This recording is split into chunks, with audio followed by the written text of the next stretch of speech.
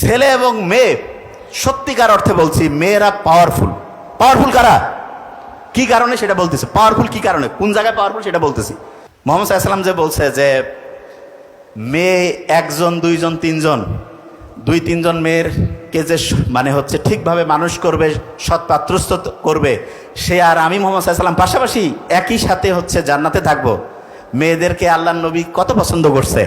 এবং ফাতেমা রাদিয়াল্লাহু তাআলা আনহার কথা যে বলছে, কোন ছেলের নাম কয়জন আমরা জানি, ছেলের নাম জানি।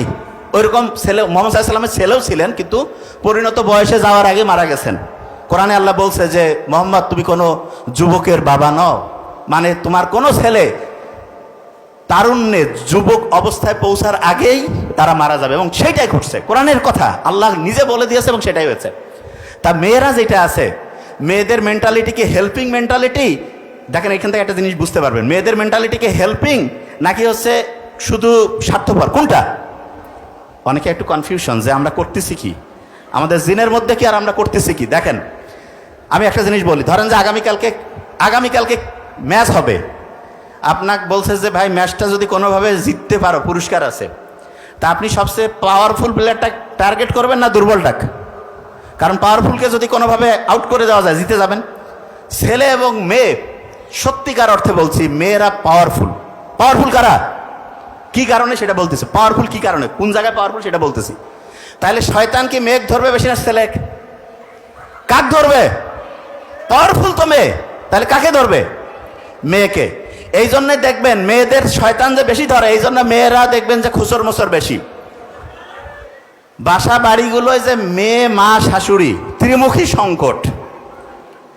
এবং আমি নিজে চিন্তা করছি যে কি কারণ, পরে বুঝলাম যে শয়তান আসি ধরছে এদেরকে। এখন শয়তান তো ছেলেদের ধরে কুলাইতে পারতেছে না, মেয়েদের ধরে যদি এদেরকে দিয়ে ফাইটিং লাগাই দেওয়া যায়, ধরা যাক যে পাশে একটা বোমা পড়ছে, তার প্রভাব তো এখানেও পড়বে, ঠিক না? মেয়েদেরকে ধরে গোটাল ফ্যামিলির মধ্যে গ্যাঞ্জাম লাগাই দেয়। আমি আপনাদের সত্যি কথা বলি, আমার ছোট ভাই বলছে, ও আলহামদুলিল্লাহ খুব ভালো কথা বলছে। আমি আপনাদের একটা জিনিস বলি, আপনারা সবসময় মাথায় রাখবেন, মেয়েরা, এই যে ভাই, মেয়েরা হচ্ছে মা হবেন না আপনারা, তার আগে তো হচ্ছে নিজে মেয়ে ছিলেন, তারপরে বউ হবেন। আমি একটা জিনিস বলি, একটা ফর্মুলা, এই যে লাস্ট বেঞ্চ, একটা ফর্মুলা দিছি, একদম নাম্বার 1 হবেন, সেটাকে আমি বলি।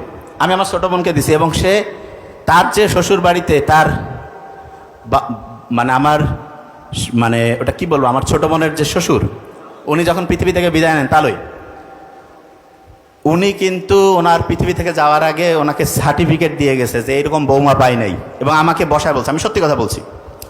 ওর যে হাজব্যান্ড, সে আমাকে বলতেছে আপনার বোন এত ভালো। আমি কিন্তু নিজের বোনের প্রশংসা করছি না, সত্যিটা বলছি।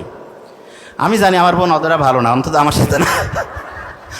সে ভাইয়ের সাথে খুচর মোচর, আমি জানি, এটা আন্তরিকতা। তা ও কয় যে সারা দুনিয়ায় ভালো, ঠিক আছে, আমি এটা পছন্দ করি। আমি জানি ও সারা জীবন আমাকে ডিস্টার্ব দেয়, আমার ছোট বোন, তাই এটা আমি এনজয় করি, কোনো সমস্যা নেই। ও আমার খুব বড় ক্রিটিক্স, যে কোনো প্রশ্ন দেখে কয় ভাই তুই কথা একটু স্মার্ট করি কবি, তুই এইভাবে কোষ কেন রে? আসলে আমি যখন ইমোশনাল হয়ে যাই, তখন দেখা যায় আমার রংপুরের নীলফামারী ডোমারের যে লোকাল ল্যাঙ্গুয়েজ, এটা অটোমেটিক চলে আসে এবং ন্যাচারাল। আমি যেটা সত্যি, আমি বাসা থেকে শুরু করে আমার ফ্যামিলি, আব্বা আম্মা ভাই বোন, আমার ওয়াইফ বাচ্চা, সবার ক্ষেত্রে, আমার অফিস স্টাফ যারা, সবাই জানে, মানে যেটা আমি বলতেছি একদম রিয়াল। মানে আমার স্পিচ থেকে শুরু করে যা কিছু সব ক্যামেরার সামনে যা ঠিক সেটাই একদম রিয়াল। এই যে লাস্ট বেঞ্চ, যে জিনিসটা বলতেছিলাম, তা আপনারা মেয়ে হিসাবে খুব অসাধারণ হবেন। একটা জিনিস খেয়াল রাখবেন, আপনি যখন বিয়ে হবে, হওয়ার পরে অবশ্যই এই জিনিসটা মাথায় রাখবেন, আপনার হাজব্যান্ডের যে মা বাবা এবং ভাই বোন, তাদের সাথে সুসম্পর্ক রাখবেন। এইটা আপনার জন্য গেম চেঞ্জিং হবে। আমি আপনাকে বললাম, আপনার প্রথমে মনে হইতে পারে এটা লস, এটা ইনভেস্টমেন্ট, সত্যি কথা, এবং এটা আপনার জন্য লাইফ চেঞ্জিং হবে। যে জায়গায় আমি বলছি এটা অবশ্যই করবেন, পরিবারগুলো অসাধারণ হবে। যে জায়গায় বলছিলাম মেয়েরা কেন পাওয়ারফুল, আপনি কি জানেন আপনার যে সন্তানের বৈশিষ্ট্য, এর 90% মেয়েদের কাছ থেকে আসে। কত পার্সেন্ট? ছেলেরা কিন্তু অনেকে জানে না, এখন 90% মেয়েদের আসে। তার মানে সন্তানটা ভালো হইলেও বৈশিষ্ট্যটা প্রধানত কার কাছ থেকে আসছে? তাহলে আমাদের যে বৈশিষ্ট্য, এটা প্রধানত কি আমার আব্বার জন্য না মায়ের জন্য? এই জন্য রত্নগর্ভা মা, হ্যাঁ, আব্বার অত কিন্তু রত্নগর্ভা মানে যদি হবেই না, মানে আমি জাস্ট বোঝার জন্য বলছি, ওরকম নাই, ঠিক না? রত্নগর্ভা মা আছে। কেন? কারণ আসলে সায়েন্টিফিক্যালি দেখা গিয়েছে মেয়ে একটা সন্তানের 90% হচ্ছে মা। এবং নেপোলিয়নের ওই কথা জানেন তো আপনারা, যে শিক্ষিত মা দাও শিক্ষিত জাতি দিব, কয় নাই কিন্তু শিক্ষিত আব্বা দাও শিক্ষিত জাতি দিব। তার মানে মায়ের গুরুত্ব অন্যরকম।